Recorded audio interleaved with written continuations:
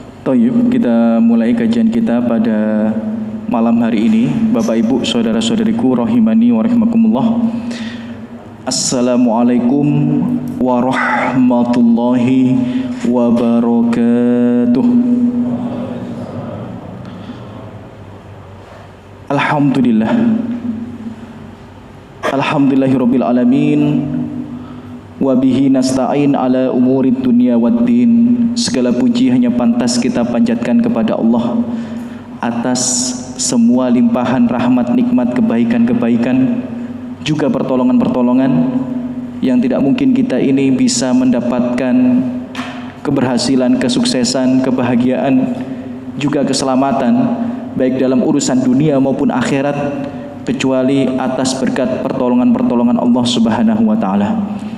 Maka jangan bosan untuk memperbanyak puji dan syukur pada Allah atas hal itu. Dan kami juga tidak bosan mengingatkan diri kami pribadi dan Anda semua, marilah kita memperbanyak sholawat kita kepada Nabi besar kita Muhammad sallallahu alaihi wasallam. Allahumma sholli wa sallim wa barik ala Muhammad wa ala ali Muhammad. Semoga sholawat serta salam juga senantiasa tercurahkan kepada keluarga dan kerabat besar beliau, sahabat-sahabat beliau, dan tentu saja terkhusus umat beliau yang senantiasa mengikuti jalan petunjuk, nasihat dan wasiat-wasiat yang telah beliau tinggalkan. Thayyib, Bapak Ibu, saudara-saudariku rahimani wa rahimakumullah yang semoga selalu dalam penjagaan Allah Subhanahu wa taala. Alhamdulillah kita bertemu lagi di rumah Allah yang mulia ini di kesempatan yang penuh berkah ini. Masya Allah ya, di saat hujan turun walaupun tidak begitu deras, tapi jenengan hadir menyempatkan diri untuk belajar ya di rumah Allah ini, itu termasuk juhud yang luar biasa ya, di saat banyak orang-orang menghabiskan waktu liburan panjangnya di Trawas, di Pacet, di mall gitu ya, tapi antum masih menyempatkan hadir di majelis ilmu. Semoga hadirnya kita di sini Allah balas dengan sebaik-baiknya balasan dan menjadi sebab bergugurnya dosa-dosa kita di sisi Allah Subhanahu wa taala. Amin ya rabbal alamin. Thayyib, pada kesempatan malam hari ini tema atau judul kajian kita adalah berhari raya ala Rasulillah. Ya, berhari raya ala Rasulillah. Jika jenengan mungkin beberapa kali hadir di kajian kami, tidak jarang kami memberikan tema yang embel-embelnya itu ala Rasulillah, ala Rasulillah, ala Rasulillah kayak gitu. Ya, kenapa kok seperti itu ya? Karena kita sebagai umat Muhammad, ya, sebagai umat Nabi kita Muhammad sallallahu alaihi wasallam diberikan anjuran, arahan, bahkan kewajiban untuk mengikuti tuntunan Nabi kita Muhammad sallallahu alaihi wasallam dalam hal ibadah. Bahkan itu adalah bukti kecintaan kita kepada Allah, sebagaimana Allah sendiri yang sampaikan di surat Ali Imran ya, ayat 31, "Qul in kuntum tuhibbunallah fattabi'uni yuhibbukumullah." Katakan Muhammad kepada mereka, kepada umatmu, katakan pada mereka, jika kalian benar-benar mencintai Allah, maka buktikan dengan mengikutiku, mengikuti Muhammad SAW. Jadi mengapa kok kita dikit-dikit itu ala Rasulillah, ala Rasulullah? Ya karena itu bukti cinta kita pada Allah Subhanahu wa taala. Yuhibbukumullah. Kalau kita benar-benar merealisasikan hal itu gitu ya, dalam kehidupan kita mengikuti Rasulullah, yuhibbukumullah, Allah akan mencintai kalian. Jadi dengan mengikuti Nabi, Allah itu akan cinta kepada kita. Bahkan ada tambahannya, wa yaghfir lakum dzunubakum. Jadi kalau kita ini mengikuti Nabi, Allah akan mencintai kita, plus Allah akan mengampuni dosa-dosa kita. Makanya penting bagi kita ketika kita ini mau beribadah, memastikan ini sudah mengikuti Nabi apa belum sih? Sudah mengikuti wejangan, nasihat, amalan Nabi apa belum sih? Ya. Sudah ilmiah apa tidak bahasa kita? bisa dipertanggungjawabkan atau tidak ibadah kita ini. Nah, itu penting karena itu bukti cinta kita kepada Allah yang akan menghadirkan cinta Allah kepada kita dan juga ampunan Allah Subhanahu wa taala atas kesalahan dan dosa kita sebagai seorang manusia. Makanya penting ya, Bapak Ibu, bukan hanya berhari raya saja, tapi dalam hal yang lainnya, salat kita, puasa kita, ya, haji kita, umroh kita, dan semua ibadah kita hendaknya kita pastikan ala Rasulillah seperti yang Rasulullah Shallallahu Alaihi Wasallam arahkan. Toyib, kita akan berbicara lebih sempit ya, yakni berhari raya. Ya, berhari raya tentu saja yang kami maksud adalah hari raya kurban, hari raya Idul Adha karena yang akan datang. Kalau yang sudah lalu ya Idul Fitri ya sampun. Ya, jadi yang kami maksud adalah berhari raya Idul Kurban atau Idul Adha ya ala Rasulillah seperti Rasulullah Shallallahu Alaihi Wasallam.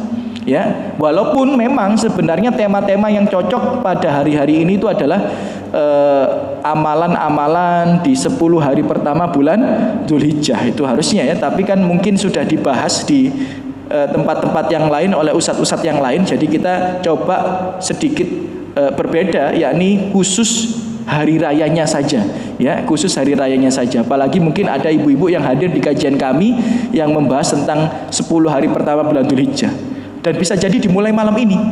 Nah, jadi mohon maaf bapak-bapak yang sampun ada niat untuk berkurban, tolong jangan potong kukunya, jangan potong rambutnya ya sampai nanti sudah disembelih.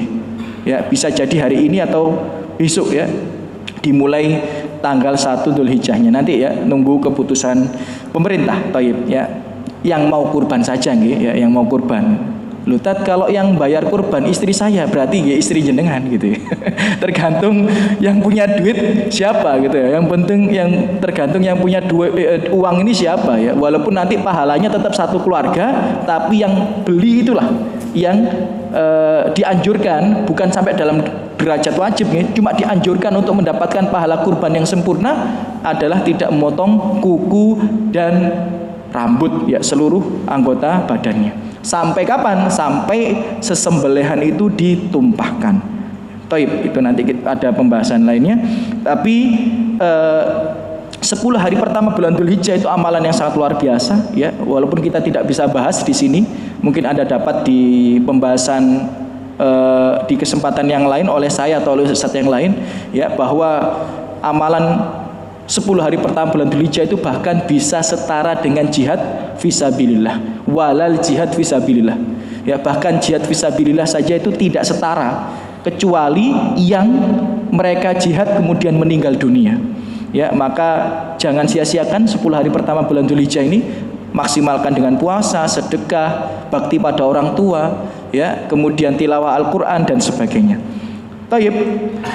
Tapi kembali lagi pada tema kita, karena berhari raya yang kita maksud adalah hari rayanya ala Rasulillah. Jika kita ingin mengikuti Rasulullah di hari raya, apa saja yang bisa kita amalkan ya untuk mengikuti Rasulullah Shallallahu Alaihi Wasallam sebagai bukti cinta kita pada Allah, bukti cinta kita kepada Nabi, bukti penghormatan kita pada Rasulullah, dan untuk mendapatkan cinta dan ampunan Allah Subhanahu wa taala. Ini saya kumpulkan, padahal ini belum semua loh ya. Saya kumpulkan tuh ada 14 loh, kathah ini. Jadi kalau dibahas semuanya nggih mboten cekap. Jadi kita bahas sedikit-sedikit ya, set gitu ya, 14 ya amalan yang kalau kita lakukan, kita ini bisa dikategorikan berhari raya ala Rasulillah, yang mengharapkan cinta dan ampunan dari Allah Subhanahu wa taala. Apa saja 14 poin itu? Semoga bisa kita bahas semua. Kalau enggak nggih insyaallah di pertemuan yang lain, di kesempatan yang lain. Bapak Ibu, saudara-saudariku rahimani wa rahimakumullah. Ya, yang pertama, kalau kita pengen berhari raya ala Rasulillah, ya, berhari raya ala Rasulullah yang paling masyhur, yang paling spesifik ya di hari raya itu adalah, yang pertama adalah mengumandangkan takbir, tahmid dan tahlil gitu. Nek bahasane kene nggih takbiran gitu. Ya, karena takbiran itu isinya bukan hanya takbir ya. Allahu Akbar, Allahu Akbar, la ilaha illallah, tahlil. Wallahu Akbar, Allahu Akbar, walillahil hamd, tahmid. Jadi kalau kita takbiran itu sebenarnya isinya itu ada takbir, ada tahlil, ada tahmid. Nah, inilah yang paling spesifik yang biasa Rasulullah dan kaum muslimin pada waktu itu mensyiarkannya di hari raya. Dalilnya apa? Ya, karena kita tidak boleh berbicara tanpa dalil. Bahkan dalil ini di surat Al-Hajj ayat 28 Al-Quran. Wayat kurus mawahi fi ayyamim ma'lumat. Dan hendaknya kalian atau mereka itu ya mengagungkan dan menyebut-nyebut nama Allah itu ya, mengagungkan dan menyebut nama Allah itu pada hari-hari maklumat yang sudah ditentukan. Hari-hari yang ditentukan. Nah, ini yang akan kita pelajari. Berarti ada aturan harinya. Ya, ada aturan harinya. Ya, jadi kalau berhari raya yang paling spesifik itu adalah takbirannya bahasa kita ya. Takbiran itu isinya takbir, tahlil, tahmid. Nah, Bapak Ibu, saudara-saudariku rahimani wa rahimakumullah, lafaz takbir itu ada dari Ibnu Mas'ud, ada dari Ibnu Umar. Jadi jenengan yang Muhammadiyah, yang NU atau yang apapun pun usah gontok-gontokan. Jadi orang yang takbirnya 2 kali itu ada riwayatnya.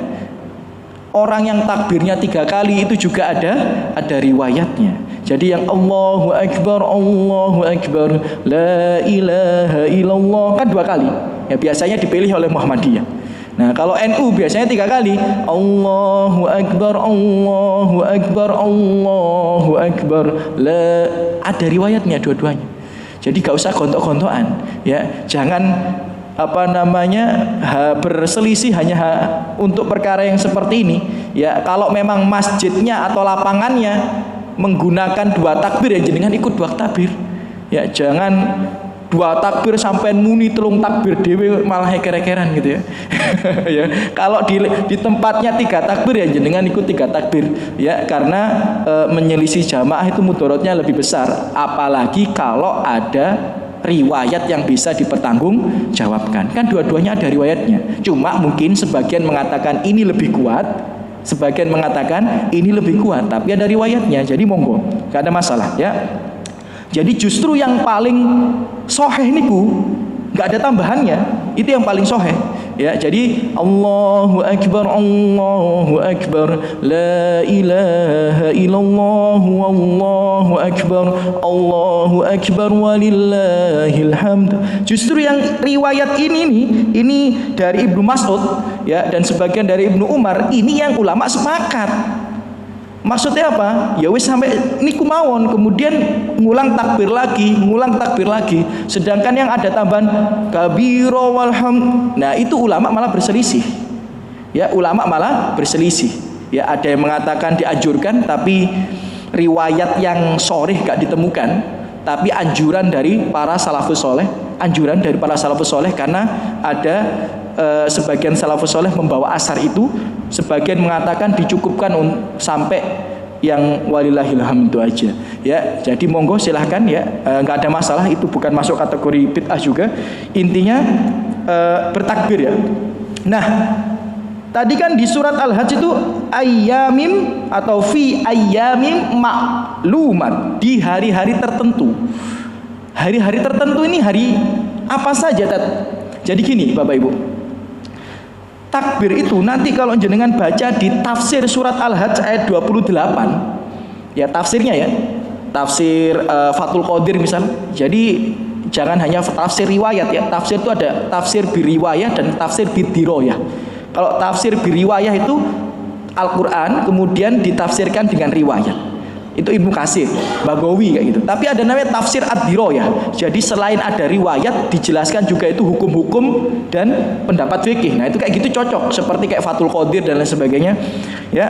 Nah, itu nanti kalau jenengan baca tafsir yang seperti itu ya, tafsir yang ar-riwayah dan ad-diroyah, akan jenengan dapati bahwa waktu takbiran, dalam tanda kutip ya, saya ngomong takbir ya biar nggak panjang-panjang tahbir, tahlil, tahmid kan kepanjangan. Ya, saya ngomong pakai istilah saja ya, istilah yang mudah dipahami. Waktu takbiran itu ada dua jenis. Yang pertama itu adalah mutlak, yang kedua itu adalah muqayyad. Mutlak dan muqayyad. Singkatnya, mutlak itu di semua waktu. Dan muqayyad itu adalah setelah sholat. Nah, gitu. Ya, jadi takbiran itu ada dua macam waktunya. Yang pertama itu mutlak, yang kedua muqayyad. Nah, kalau yang mutlak ini pun dibagi menjadi dua, yang hukumnya sunnah dan yang hukumnya sunnah muakkadah. Yang hukumnya sunnah, ya sunnah tapi tidak sangat dianjurkan, itu dimulai tanggal 1 sekarang ini. Kalau sekarang masuk ya kan nanti saya belum lihat berita ya sudah hilalnya kelihatan apa enggak gitu ya.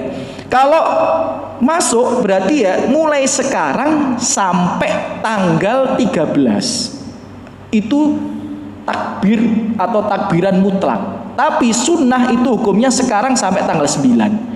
Jadi di semua tempat, semua waktu, Allahu Akbar, Allahu Akbar, La ilaha illallah, Allahu Akbar, walillahil hamd, dengan jahar, dengan suara yang terdengar. Ini sunnah sampai tanggal 9. Nah, tanggal 10 nanti, misal sekarang ini tanggal 10-nya, malam tanggal 10 sampai tanggal 13 sebelum maghrib, itu sunnah muakkadah.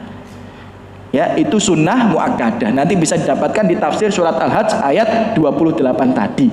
Ya, saya ulang sekali lagi ya. Sunnah sampai tanggal 9, 10 sampai 13 itu sunnah muakkadah. Bedanya kalau Idul Fitri cuma dari maghrib sampai imam sholat. Ya, itu sebentar kalau Idul Fitri. Kalau Idul Adha itu panjang. Ya, dari tanggal 1 9 sunnah, 10 sampai 13 sunnah muakkadah di semua waktu. Nah, itu namanya takbir atau takbiran yang mutlak. Ada namanya takbiran yang muqayyad. Takbiran muqayyad itu kapan? Setiap selesai sholat. Jadi setiap selesai sholat, imam niku nggih takbiran. Bedanya kalau Idul Fitri cuma sholat maghrib, isya, subuh, selesai.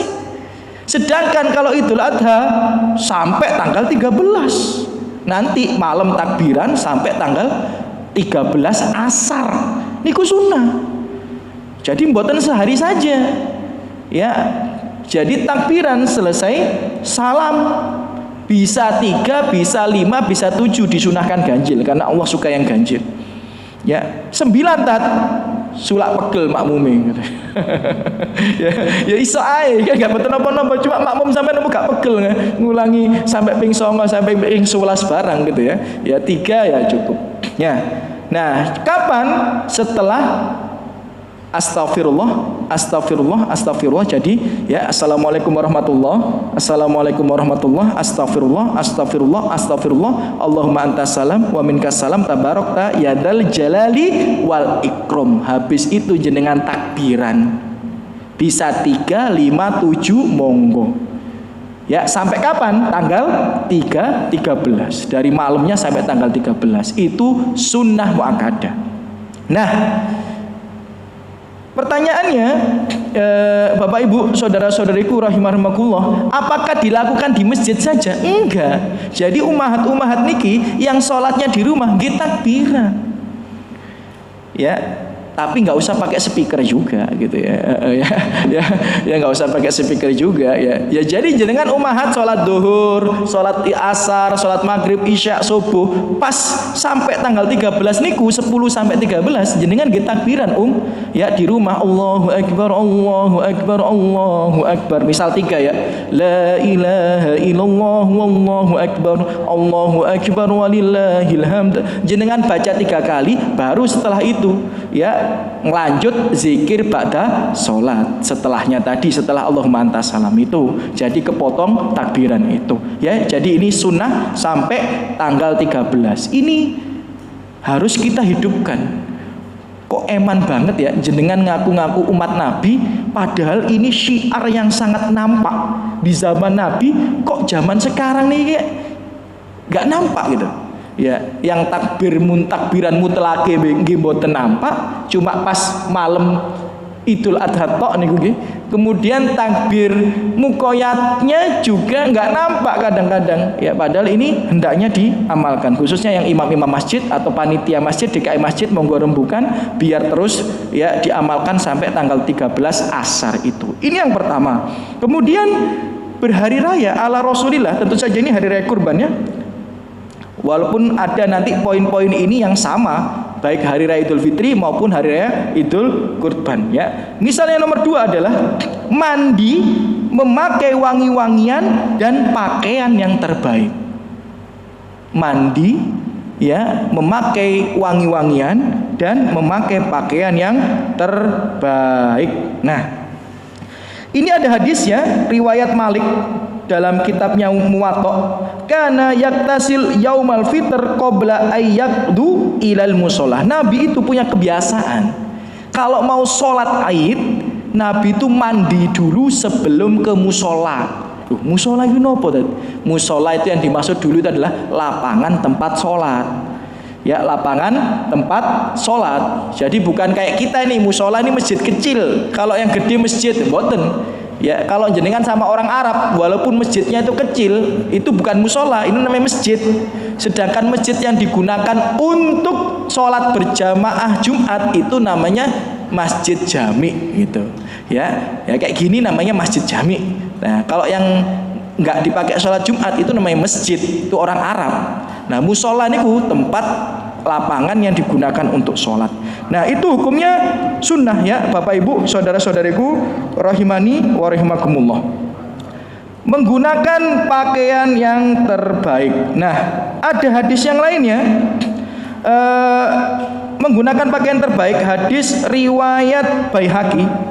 Rasulullah dikatakan ini dari para sahabat ya. Karena Rasulullah Shallallahu Alaihi Wasallam yalbasu yaumal id bardah habiroh.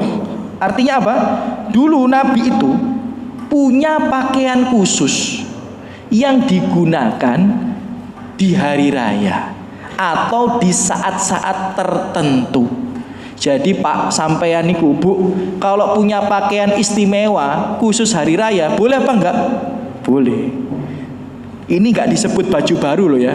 Nanti sampai nyanyi nanti baju baru, alhamdulillah, enggak harus baru ini ya. Ya, nanti sampai nyanyi nanti ya. Baju baru, alhamdulillah, dipakai hari raya, enggak. Ya, ini enggak baju baru ini. Yang penting baju spesial gitu ya. Jadi untuk pertemuan-pertemuan khusus diantaranya adalah untuk sholat Aid, baik Idul Fitri maupun Idul Adha. Itu Nabi punya pakaian yang seperti itu. Ya, Nabi punya pakaian seperti itu. Jadi untuk momen-momen istimewa, ya, untuk momen-momen istimewa gitu. Ala kulli hal. Dan itu juga ada terjadi di kalangan para sahabat. Misal ini ada hadis di Muwatta ya, dikatakan anna Abdullah bin Umar kana yalbis fil aidaini asanus siyabah. Ya, jadi Abdullah bin Umar anaknya Umar bin Khattab itu juga kayak gitu. Selalu menyiapkan pakaian terbaik untuk dipakai di Idul Adha dan Idul Fitri. Ingat ya, pakaian terbaik, bukan pakaian syuhroh. Bedakan ya, pakaian terbaik dengan pakaian syuhroh. Pakaian terbaikku ya yang paling bagus menurut sampean. Nek pakaian syuhroh itu beda. Pakaian syuhroh niku anti mainstream gitu ya. Sing waneh niku lho. Jadi nek sampean gawe, semua orang matanya itu tertuju kepada sampean. Nah, itu malah nggak boleh. Ya, itu makruh, bahkan sebagian untuk ibu-ibu bahkan bisa jadi haram. Ya, bukan libas syuhroh, bukan pakaian sing aneh yang membuat orang melihat sampean sendiri gitu ya. Nah, bukan ya, tapi pakaian terbaik ya, pakaian terbaik. Nah, pakaian terbaik itu kan menurut culture budaya itu nggih macem-macem. Sampai nek sama orang Madura pakaian terbaik pas hari raya nggih sarung. Nggih napa mboten? Nggih, mosok riyoyan gak gawe sarung nek sampean Madura nggih mboten absah. Ini culture budaya. Tinggal sarungnya yang sarung apa? Biasanya pakai BHS sing 1 jutaan, 2 jutaan, 3 jutaan kayak gitu. Itu culture budaya Madura. Lah sampean nang Arab pakai sarung ya diguyu wong sampean. Ya, diguyu orang sampean. Gimana sampean Idul Adha, Idul Fitri pakai sarung, dipikir kajangnya turu. Nah, itu jadi culture budaya. Jadi beda-beda ya, tergantung budayanya masing-masing ya. Enggak ada yang salah, enggak ada yang salah. Ya, culture budaya saja. Intinya pakai pakaian yang terbaik, bukan yang aneh gitu. Bukan yang aneh, bukan yang membuat mata memandang kepada Anda semuanya, bukan ya, tapi yang terbaik. Nah, ini yang nomor 3. Yang nomor 3 ini salah kaprah di antara masyarakat. Mohon maaf. Tugasnya ustadz niku, tugasnya guru niku adalah menjelaskan yang benar itu seperti apa. Tapi terkadang resikonya ini adalah menyelisihi pemahaman masyarakat. Karena terkadang masyarakat ini kan awam, tidak belajar secara mendetail. Kadang cuma dengar dikit kemudian diamalkan. Padahal ternyata duduk perkaranya yang sejatinya benar itu enggak seperti itu. Contoh ini nomor 3. Nomor 3 ini sering kita dengar bahwa kalau kita berhari raya ala Rasulillah, ya, meneladani Rasulullah adalah berpuasa atau tidak makan, tidak minum sampai ya selesai sholat, bahkan saat kurban itu sudah disembelih. Ya, ini terkadang salah kaprah di pemahaman masyarakat yang perlu kita luruskan lagi. Tapi kita baca dulu hadisnya. Hadisnya riwayat Tirmidzi, karena Nabi SAW la yakhruj yaumal fitr hatta yat'am. Jadi Nabi itu tidak keluar ke musola, maksudnya ke tempat sholat Idul Fitri sebelum makan. Jadi kalau malah hari raya Idul Fitri, sunnahnya itu malah makan sampai sarapan dhisik, sunnah.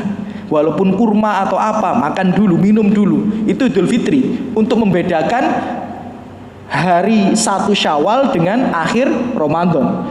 Nah, kemudian kelanjutan hadisnya, wala yat'am yaumal adha hatta yusolli, dan Rasulullah SAW tidak makan, tidak minum di hari Idul Adha sampai beliau sholat. Nah, ini terkadang hadis ini disampaikan oleh banyak ustadz, diterima oleh masyarakat, akhirnya mereka puasa, nggak makan, nggak minum. Benar apa tidak? Benar, tapi harus kita garis bawahi. Nah, gini ya, yang paling paham hadis itu kita, ustadz, atau para sahabat, atau para salafus soleh. Tentu saja yang paling paham hadis ini para sahabat sama para salafus soleh. Kenapa? Karena mereka yang hidup bersama Nabi, atau hadis ini jaraknya dengan mereka nggak jauh-jauh banget. Tapi kalau kita yang menafsirkan hadis ini, mensyarah hadis ini, ya kejauhan. Bisa jadi maksudnya Nabi A, ternyata kita memahaminya di E, F, G, H, I, J, K, L, M, N, bisa jadi karena kejauhan. Maka yang paling paham hadis ini para sahabat. Bagaimana pemahaman sahabat terkait hadis ini? Pemahaman para sahabat terkait hadis ini, Bapak Ibu, saudara-saudariku, rahimani wa rahimakumullah, adalah ternyata Bapak Ibu rahimani wa rahimakumullah, pemahaman sahabat terkait hadis ini adalah yang puasa niku, yang puasa itu yang kurban saja. Jadi yang puasa itu yang kurban saja. Mohon maaf. Jadi kalau yang boten kurban, boten puasa. Atau yang keluarganya boten kurban, boten puasa. Ya. Tapi sampean kalau termasuk anggotanya yang kurban, misal sampean orang tua dinafkahi anak, kemudian anak sampean kurban, nah Anda tetap dianjurkan puasa. Tapi kalau Anda nggak kurban, keluarga ini boten kurban, tidak berlaku sunnah ini. Ya, tidak berlaku sunnah ini. Loh, tapi aku pengen poso, Tat. Angel ya. Ya, angel. Ya, mau gimana lagi? Ya, mau gimana lagi? Kayak orang datang ke saya bilang, "Tat, saya pengen zakat mal." Padahal mohon maaf, buat makan sehari-hari aja kurang. Ya saya bilang, Bu, ini bukan zakat mal, ini namanya sedekah. Enggak, Tat, saya pengen zakat mal. Angel, ya mbah-mbah nih, ya kan? Angel, ya menjelaskan ya. Bukan berarti nggak boleh, ada aturannya gitu loh maksudnya ya. Jadi bukan berarti nggak boleh. Anda itu kalau mboten kaya, tidak ada tabungan yang senilai 85 gram emas, berarti jenengan mboten zakat. Jenengan itu sedekah gitu loh. Ya, jadi ibadah itu ada aturan mainnya. Jangan digeser-geser sendiri. Enggak, Tat, saya pengen zakat mal loh. Enggak gitu, Bu. Jadi kalau orang itu belum mampu, itu kalau ngeluarin uang boleh apa enggak? Boleh. Tapi masuk kategorinya sedekah. Loh, saya nggak bisa tatat zakat. Wis. Ya repot ya kan ya. Ya gak mari-mari istri ya. Ya akhirnya tak terima terus saya ngomong, Bu, ini nanti saya salurkan untuk yang terbaik buat jenengan ya. Udah gitu aja. Ya. Jadi ada aturan mainnya ya Bapak Ibu. Termasuk puasa itu. Puasa itu tuh yang kurban aja. Jadi yang buatan kurban, nggih buatan puasa. Nah, ada tambahan penjelasan. Yang puasa pun itu ada yang afdol, ada yang gimana ngomongnya? Ada yang sangat afdol, ada yang afdol. Nah, ini dibahas sama ulama ini. Panjang pembahasannya di sini. Maksudnya gimana? Contoh, dalam kitab Al-Bukhni, kayak karya Ibnu Qudamah dan juga para ulama yang lain yang menjelaskan. Gini. Yang paling afdol itu kalau jenengan pengen dapat pahala yang paling banyak ya, tentang sunnah di Idul Adha, nggak makan nggak minum itu, jenengan itu bukannya pakai daging kurban jenengan. Itu hadisnya Nabi. Dari hadis ini.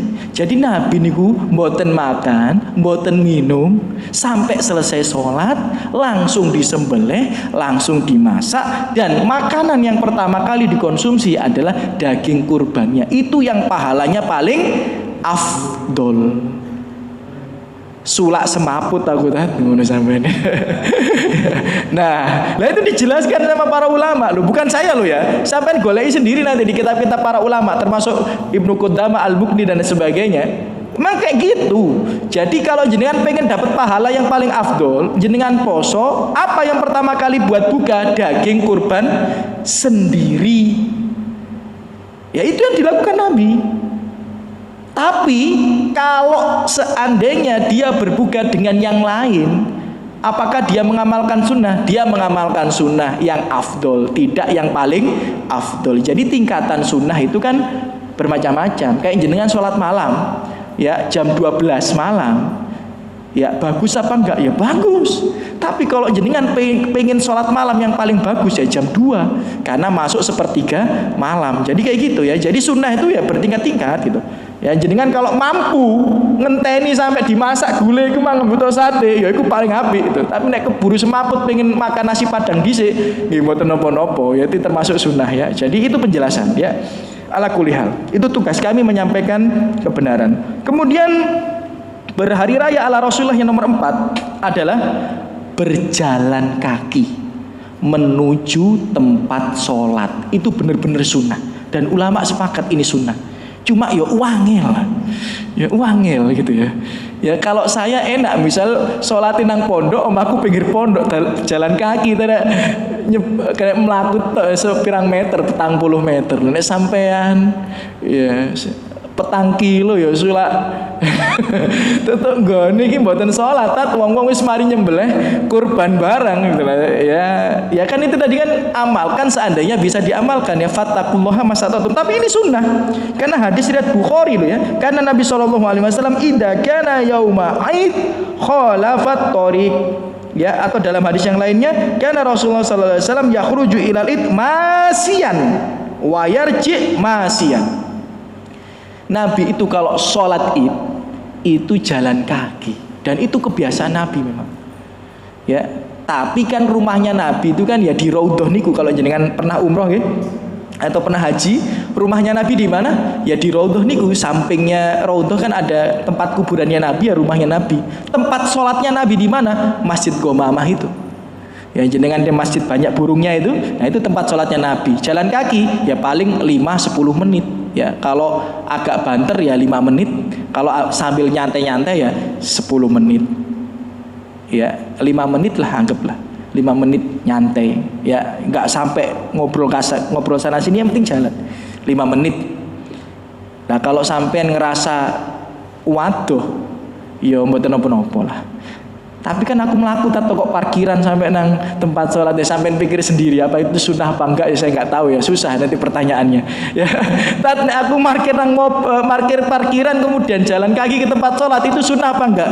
Susah saya jawabnya. Jadi jangan tanya yang susah-susah ya. Yang penting sampai kok dari rumah ke tempat sholat jalan kaki itu sunnah, dan jalan kakinya Nabi selalu mencari tempat yang berbeda arah pulangnya. Itu kebiasaan Nabi. Jadi berangkatnya lewat sini, pulangnya lewat yang lain. Jadi jenengan kalau nggak bisa ya jalan kaki, ya Anda bisa mengamalkan sunnah yang lain, yakni mencari rute yang berbeda. Nah, itu yang nomor 4 ya, berjalan kaki dan berangkat pergi melalui jalan yang berbeda. Yang nomor 5, melaksanakan sholat id dan mendengarkan khutbah sampai selesai. Melaksanakan sholat id dan mendengarkan khutbah sampai selesai. Hadis riwayat Bukhari, anna Nabi sallallahu alaihi wasallam shalla yaumal id rakaatain lam yusolli qablaha wala ba'daha. Nah, jadi gini Bapak Ibu, saudara-saudariku rahimani wa rahimakumullah. Ini yang nomor 5, ini saya perinci. Kenapa perlu diperinci? Karena gini, untuk melaksanakan sholat id itu ulama beda pendapat. Ada sebagian mengatakan wajib, ada sebagian mengatakan sunnah. Saya ulang sekali lagi ya, sholat id itu sebagian mengatakan wajib, sebagian mengatakan sunnah. Ini sampai sekarang nggak selesai perdebatannya, sampai sekarang. Ya, nah kenapa? Ya karena saking kuatnya dalil di antara dua kubu ini. Ya karena seandainya ini sunnah pun, ini sunnah yang sangat muakkadah, sampai saya bilang ada tambahannya ya, sangat muakkadah. Jadi sangat-sangat dianjurkan. Karena dalam hadis ini riwayat Bukhari dan Muslim ya, amarona Rasulullah sallallahu alaihi wasallam an nukhrijna fil fitr wal adha al awatik wal haid wa zawatil hudur. Nabi itu memerintahkan kami di Idul Adha dan Idul Fitri untuk mengeluarkan seluruh anggota kami, anggota keluarga maksudnya, seluruh anggota keluarga kami, bahkan gadis-gadis itu harus dikeluarkan, bahkan wanita-wanita yang haid itu juga harus dikeluarkan. Dikeluarkan itu maksudnya apa? Mengikuti sholat. Dalam artian mengikuti sholat, menghadiri sholat ya. Kalau haid nggak bisa ikut sholat, tapi hadir, ikut keluar. Bahkan yang paling ekstrim adalah wanita yang sudah dipinang yang akan menikah. Ya biasanya kan orang-orang mau nikah niku habis Idul Adha ya. Karena jarine wong Jawa tanggalan apik jane. Mboten kabeh niku apik. Ya sing penting sampean nikah mboten utang ya apik niku. Nek nikah sampean utang 50 juta, 1 juta ya kurang apik gitu ya. Ya jadi yang penting ya nikah itu sesuai sunnah, untuk meninggalkan maksiat ya bagus. Tapi orang-orang biasanya kalau sudah selesai Zulhijjah masuk Muharram boten wonten sing nikah. Nah, ini malah salah. Ya nggak ada hari buruk, hari baik nggak ada. Lanjut. Wanita yang sudah dipingit itu kan harusnya nggak keluar rumah gitu ya. Ya dianjurkan ya nggak keluar rumah, tapi ini sampai dikeluarkan. Bahkan yang haid nggak ikut sholat tetap keluar. Nah ini menunjukkan bahwa ini sunnah yang sangat dianjurkan ya. Jadi untuk melaksanakan sholat dan mendengarkan khutbah. Nah untuk mendengarkan khutbah ini ya hampir semua ulama sepakat, atau hampir ya saya bilang hampir semua ulama atau mayoritas sepakat hukumnya sunnah, tidak sampai pada derajat wajib. Yang sampai derajat wajib ulama beda pendapat itu sholatnya. Kalau khutbahnya itu sunnah, beda dengan khutbah Jumat wajib. Tapi kalau khutbah id itu sunnah. Jadi kalau ada urusan yang harus dikerjakan, jenengan pergi meninggalkan khutbah itu tidak mengapa. Tapi kalau sholatnya tidak ya, itu dianjurkan, bahkan ulama beda pendapat. Itu nomor 5. Jadi diusahakan nggih Bapak Ibu untuk hadir ya semuanya ya, bahkan yang anak-anak gadisnya dan sebagainya dikeluarkan semua. Kemudian yang nomor 6, mengucapkan tahniah. Tahniah itu apa sih? ucapan selamat atau doa gitu loh ya. Jadi kalau kita ketemu ya, bahasa kita ini ya yang biasa kita sampaikan ya kepada saudara kita adalah taqabbalallahu minna wa minkum sholihal a'mal. Nah, ini ada hadisnya ya. Ini dari Jabir dikatakan kana ashabu Rasulillah sallallahu alaihi wasallam idza talaqau yaumal id yaqulu ba'dhum li ba'd taqabbalallahu minna wa minka. Taqabbalallahu minna wa minka. Ini kebiasaan para sahabat kalau bertemu seusai sholat dan khutbah. Jadi seusai sholat dan khutbah mereka ketemuan, mereka ngucapin taqabbalallahu minna wa minka. Nah, uniknya ya, kebiasaan Arab itu, mereka itu justru silaturahim dan guyupe niku pas Idul Adha. Nah, kalau kita silaturahim dan guyupnya itu saat Idul Fitri. Soalnya tanggal abang itu gitu ya. Ya. Nah, Idul Adha kan tanggal merahnya kan nggak panjang, jadi nggak pakai guyup. Padahal kalau di Arab itu, kenapa? Ya karena kebalikannya, di Arab itu tanggal merah yang panjang itu Idul Adha.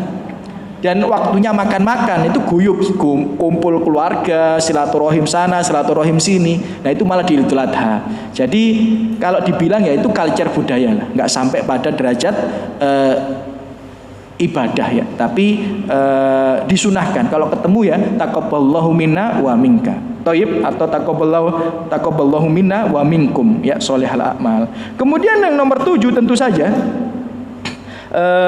Bapak Ibu saudara-saudariku rahimani wa rahimakumullah, yang nomor 7 itu adalah ya kalau kita mau berhari raya ala Rasulillah, menyembelih hewan kurban seusai sholat.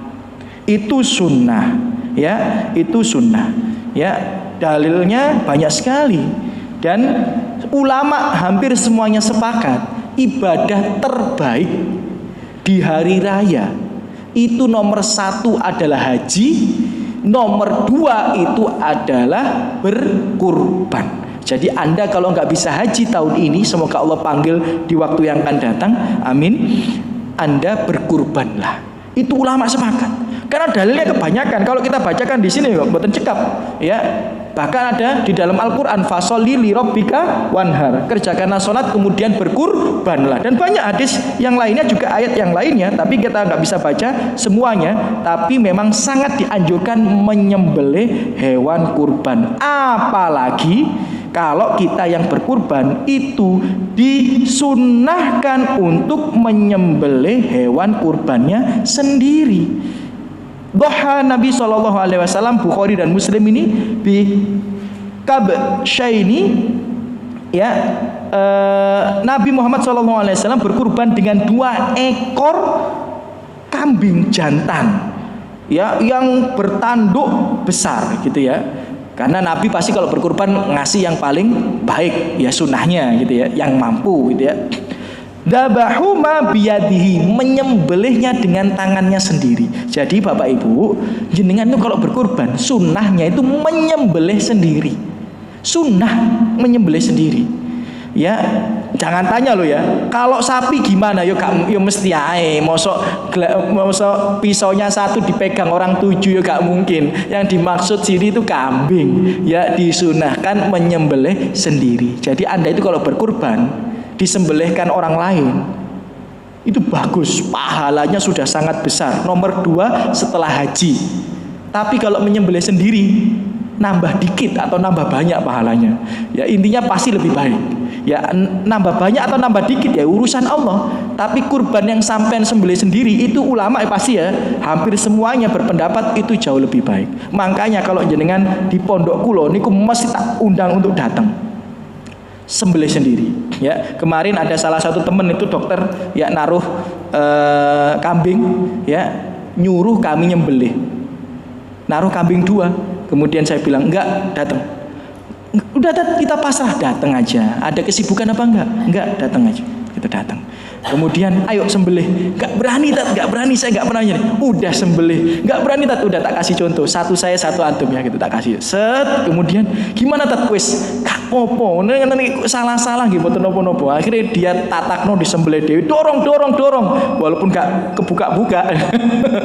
Padahal biasanya dokter kan harusnya tatak gitu ya. Tapi boten patek tatak, tapi bismillah akhirnya bisa gitu ya. Jadi sunnah kalau jenengan di tempat kami akan saya suruh untuk nyembelih sendiri ya, akan saya suruh untuk menyembelih sendiri ya. Jadi itu sunnah. Loh, kalau perempuan gimana? Nah, ada sunnah untuk perempuan adalah menyaksikan hewan sesembelihannya. Ada hadisnya. Walaupun hadis ini ulama berbeda pendapat tentang kesohihannya, tapi ini ada hadisnya. Ini Nabi Muhammad SAW pernah mengatakan ya kepada Fatimah ya, kepada Fatimah terkait hal itu ya. Ya Fatimah, kumi ila adhiyatik fashhadiha.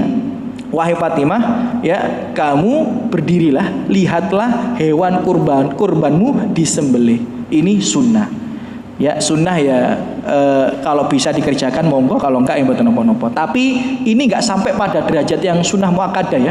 Ya jadi sunnah ya, menyembelih hewan sendiri atau menyaksikan hewan sendiri yang dikurbankan itu sunnah, tapi enggak sampai pada derajat yang sunnah muakkadah. Tapi ya ini yang dilakukan Rasulullah. Jika Anda bisa, lakukanlah. Jika Anda yakin ya, thayyib. Itu nomor berapa tadi? Nomor 7 ya, kita percepat. Nah, yang nomor 8 adalah mengkonsumsi hewan kurbannya sendiri. Ini itu sunnah. Makanya kok saya tuh heran ya. Ya semoga mboten di sini ada sebagian tempat itu kalau yang kurban itu minta jatah malah dipaidu. Ini keliru. Ya dipaidu itu apa? Malah diomongin. Sudah kurban kok minta jatah. Ini kita tambah keliru. Sampean kalau diomongin gitu sama orang, sampean pindah tempat kurban saja. Karena sunnahnya berkurban itu adalah mengkonsumsi hewan kurbannya sendiri. Itu sunnah. Bahkan ini ayat Al-Quran loh ya, bukan hadis loh. Ini ayat Al-Quran ya. Di surat Al-Hajj ayat 28, Allah yang mengatakan fakulu minha wa at'imu, dan berikan makan. Nah, jadi kamu itu konsumsi dulu, baru setelah itu berikan makan al-ba's wal fakir, orang yang kesusahan. Jadi justru hewan kurban itu kalau bisa sampean dhisik njupuk bagian, baru setelah itu orang lain. Lah ini kalau kita ngambil bagian hewan kurban kita, malah kadang diomongin orang. Lu kurban kok dipangan dewi, lu keliru sampean. Justru malah dianjurkan. Ini baru hadis lo ya. Oh, mohon maaf, baru ayat lo ya, belum hadis-hadis lo ya.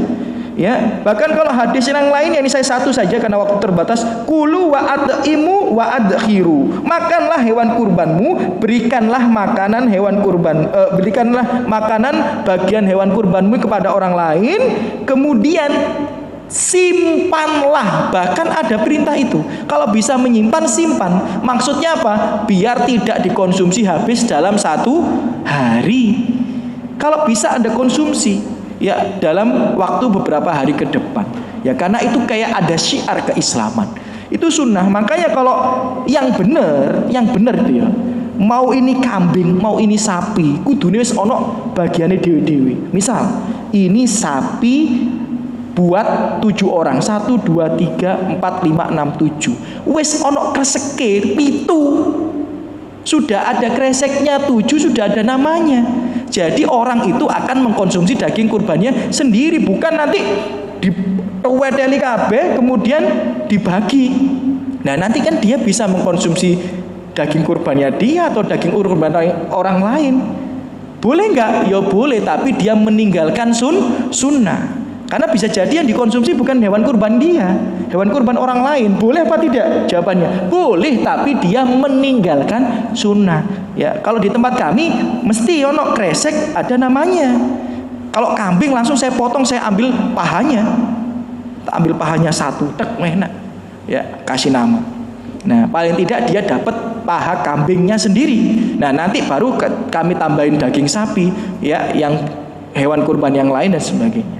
Ya, tapi dia dapat daging kurbannya sendiri, mengkonsumsi daging kurbannya sendiri, itu hukumnya sunnah. Sunnah, ya, itu sunnah. Apalagi kalau tadi sunnah berpuasa tadi, ya, itu sampai dikonsumsi ala kulli hal. Ya, itu nomor 8. Nomor 9, tentu saja larangan memberi bagian tertentu daging kurban kepada penjagal, nggak boleh. Jadi nek panitia jagali kurban, kemudian aku panitia, aku oleh 5, nggak boleh kayak gitu. Ya, orang dapat berapa dia dapat berapa. Lah panitia musuh pegel-pegel dapatnya sama dengan orang lain. Ini tuh kerja sosial, bukan kerja nyari upah.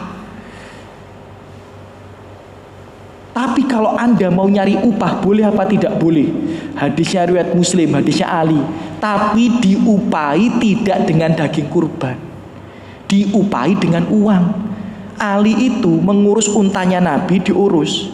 Yang ngurus dapat upah nggak? Dapat, tapi tidak boleh dari daging itu, gitu maksudnya. Jadi kalau Anda jadi panitia menjagali atau ngurusi daging, Anda pengen dapat lebih boleh, tapi tidak dari daging kurban, dari uang operasional boleh, nggak ada masalah. Jadi orang yang bayar 3,5 juta dibelikan kambing 3,200.000, 300.000-nya buat operasional, buat capek-capeknya panitia, boleh, malah halal. Tapi kalau malah ngambil jatah kurban, tambah haram. Ya, ini hadis riwayat Muslim, ya. Rasulullah SAW menyuruhku, kata Ali, untuk mengurus unta-unta kurbannya, mengurus dagingnya, kulitnya, pakaian unta itu tadi, ya kan? Maksudnya dijadikan pakaian dan sebagainya, itu diurus semuanya, ya. Dan tidak boleh memberikan upah untuk tukang jagalnya. Kemudian Ali berkata, kami memberikan upah dari uang kami sendiri. Jadi boleh, panitia itu dapat jatah lebih, boleh. Tapi jangan jatah lebih daging, jatah lebih uang kek, atau bagaimana. Tapi panitianya pengen daging, kan? Ya udah, misal iuran 3,5 juta, belikan sapi 3,2 juta, 300 emang lo, kumpul 300, belikan kambing buat panitia. Nah, itu halal. Ya, intinya kayak gitu, nggak boleh dibayar pakai daging kurban. Ya, kita percepat. Yang nomor 10 adalah makan-makan di hari tasyrik, itu sunnah. Ini hadis riwayat Muslim bahwa Nabi dan para sahabat kalau di hari tasyrik itu biasanya makan-makan bareng. Ya, kalau di Arab itu sekarang itu, ya, yang jadi culture budaya mereka, ya, makan bareng sama keluarganya. Karena mereka sambil silaturahim. Karena orang Arab itu biasanya silaturahim di hari Idul Adha. Nah, kita gimana? Ya semampunya lah, ya, semampunya, ya. Yang penting makan-makan itu disunahkan, ya. Jadi kalau ada masak-masak bareng-bareng, dimakan bareng-bareng, nggak apa-apa, itu sunnah. Itu dari hadis riwayat Muslim, itu biasa dilakukan oleh Rasulullah SAW. Ya, kemudian yang nomor 11 adalah menghindari tabdzir, ya, karena ada perintah di surat Al-A'raf 31, wa kulu washrabu wala tusrifu innahu la yuhibbul musrifin. Makan minumlah tapi jangan berlebihan, Allah sangat benci orang yang berlebihan. Allah benci orang yang berlebihan. Kemudian nomor berapa berikutnya? 12, ya. Nomor 12 adalah berbagi kebahagiaan. Kita cukupkan di nomor 12, ya. Ya, nomor 12 adalah berbagi kebahagiaan, ya. Di antaranya Ibnu Hajar berkata, menampakkan kegembiraan, berbagi kebahagiaan di hari raya itu termasuk syiar-syiar agama. Jadi itu dilakukan. Termasuk syiar agama berbagi kebahagiaan adalah apa? Ya, bagi-bagi daging. Nah, itu kan berbagi kebahagiaan, ya. Bahkan Nabi dalam hadisnya riwayat Bukhari dan Muslim, wanita-wanita yang pakaiannya gak pantas buat keluar, tolong dipinjemi pakaian yang pantas. Ini perintah Nabi dari hadis riwayat Bukhari dan Muslim. Kan tadi kan wanita-wanita kan disuruh keluar semua, ya. Ya, kalau disuruh keluar semua, mungkin ada orang miskin-miskin yang pakaiannya gak pantas buat keluar. Loh, mau sore sholat Idul Adha nggak daster, gak pantas, ya. Ya kan? Gak pantas. Nah, ini Nabi ini nyuruh untuk memberikan baju pinjaman. Hadis riwayat Bukhari dan Muslim. Pinjamilah mereka baju-baju yang pantas. Hadis. Jadi berbagi kebahagiaan. Jadi Anda kalau bisa berbagi kebahagiaan, berbagilah kebahagiaan. Ya, bahkan dalam sebuah hadis dikatakan ahabul amal ilallahi ta'ala sururun tudkhiluhu ala muslim. Ya, salah satu amalan yang paling dicintai Allah adalah kebahagiaan yang kau hadirkan di hati orang-orang muslim. Maka kalau di hari raya nanti, ya salah satu sunnahnya adalah kita berbagi kebahagiaan. Ya, makanya jenengan jadi panitia kurban itu dapat pahala. Makanya pun usah gopo tambah daging. Kenapa? Karena kalau jenengan jadi panitia kurban, kan jenengan membantu orang-orang mendapatkan daging. Berarti Anda ini sedang berbagi kebahagiaan. Kalau jenengan gak jadi panitia kurban, kan daging ini untuk tersalurkan ke orang-orang kan susah gitu loh. Ya, jadi Anda itu jadi panitia kurban itu sedang beribadah, berbagi kebahagiaan. Makan ojo gopoh limang kresek, ojo gopoh wis sak lumraya ya oleh bagian gitu ya. Dan terakhir ini ya sebagai nasihat, ini bukan termasuk berhari raya ala Rasulullah ya, tapi adalah yang mungkin ini untuk panitia kurban ketahui bahwa untuk kurban itu beda dengan zakat. Kalau zakat itu memang untuk fakir miskin, orang kaya nggak boleh. Justru kalau ada orang zakat fitr atau zakat mal, kita berikan kepada orang yang mampu, justru malah tidak sah zakatnya, harus ke orang miskin. Tapi kurban tidak. Ya, kurban itu tidak. Kurban itu 3 bagian. Sohibul kurban, sedekah untuk fakir miskin, hadiah untuk orang kaya. Jadi jenengan gak usah gopo tanpa RT, tanpa RW atau ke siapa, mana list fakir miskin. Salah. Kurban itu untuk orang kaya, untuk orang miskin. Yang untuk orang miskin saja itu zakat. Jadi Anda ini kalau mau bagi hewan kurban, terserah. Siapa dia, mau dia punya rumah tingkat 3, mau duitnya banyak miliaran, dia berhak dapat hewan kurban. Karena kurban itu adalah 3 bagian. Sohibul kurban, sedekah untuk fakir miskin, hadiah untuk orang kaya. Orang kaya itu loh, kalau dapat daging kurban, sih seneng. Ya karena ini simbol syiar agamanya. Jadi bukan masalah orang kaya itu masa kita kasih hewan kurban, keliru sampean. Orang kaya itu masa kita kasih beras zakat, bener itu. Karena zakat hanya untuk fakir miskin. Tapi kalau untuk orang kaya itu daging kurban itu hak mereka. Bahkan kalau semuanya sudah dapat, sebagian ulama membolehkan untuk diberikan kepada orang kafir, tapi hukumnya makruh. Jadi kalau ada orang miskin dapat jatah bagian lebih, nggak apa-apa, lebih baik daripada diberikan kepada orang kafir. Tapi boleh nggak? Boleh. Tapi makruh. Lebih diutamakan orang fakir yang membutuhkan. Pas ya bunyinya. Berarti itu ya 12 ya amalan ya berhari raya ala Rasulullah. Kalau kita bisa mengamalkannya, insya Allah kita mengikuti Rasulullah, mendapatkan cinta Allah sebagai bukti cinta kita, dan juga mendapatkan ampunan Allah Subhanahu wa ta'ala. Amin ya rabbal alamin. Mungkin itu yang bisa saya sampaikan Bapak Ibu rahimani rahimakumullah. Karena kita sebagai seorang muslim, sebagai umat Muhammad SAW harus berupaya memastikan semua ibadah-ibadah kita berada dalam tuntunan syariat dan arahan Rasulullah SAW. Apabila salah kata, sikap dari saya pribadi dan bisikan syaitan, lebihnya taufik Allah Subhanahu wa taala. Alhamdulillah wassalatu wassalamu ala Rasulillah. Semoga yang hadir di sini Allah balas dengan sebaik-baiknya balasan, diangkat derajatnya, diampuni dosa-dosanya, dilimpahkan rahmat rezekinya, dan semoga ya dimudahkan oleh Allah Subhanahu wa taala untuk bisa berkurban tahun ini. Ya nggak bisa kambing, ya sapi, nggak bisa sapi, ya domba 1,5 juta lo bisa. Jenengan titip saya 1,5 juta dapat domba, sudah berkurban itu. Sudah jenengan dapat pahala nomor 2 setelah haji. Boleh, karena domba itu 7 bulan, 8 bulan. Banyak tetangga saya jualan itu murah, 1,5 juta sudah bisa. Ya nggak apa-apa. Kalau kambing harus 1 tahun, domba enggak. Semoga Allah mudahkan kita untuk berkurban tahun ini, dan Allah angkat masalah musibah penyakit yang menimpa diri kita dan keluarga kita. Allah mudahkan semua urusan-urusan kita. Allah berikan kita taufik dalam ketaatan, dan Allah berikan bimbingan terus berada di atas kebenaran. Allah matikan kita dalam keadaan husnul khotimah dan dikumpulkan di surga Allah Subhanahu wa taala. Amin ya rabbal alamin. Kita tutup dengan doa kafaratul majelis. Subhanakallahumma wa bihamdika. Assalamualaikum warahmatullahi wabarakatuh.